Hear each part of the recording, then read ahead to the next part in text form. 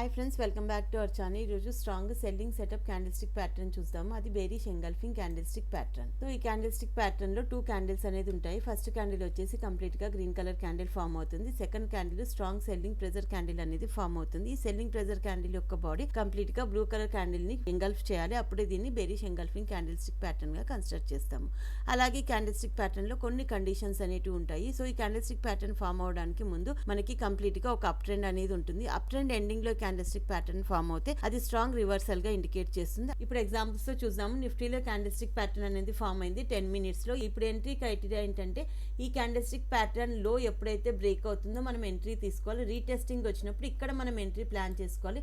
మన టార్గెట్ వచ్చేసి previous swing లో ఉంటుంది, లేదా 1:4 ప్లాన్ చేసుకోవచ్చు. ఇది బ్యాంక్ నిఫ్టీ చార్ట్. బ్యాంక్ నిఫ్టీలో 10 minutes లో ఇంగల్ఫింగ్ ప్యాటర్న్ ఫామ్ అయింది. సో ఈ బ్రేక్ అయిన తర్వాత నెక్స్ట్ రీటెస్టింగ్ వచ్చినప్పుడు మనం ఎంట్రీ ప్లాన్ చేసుకోవాలి. అండ్ మన టార్గెట్ వచ్చేసి ప్రీవియస్ స్వింగ్ లో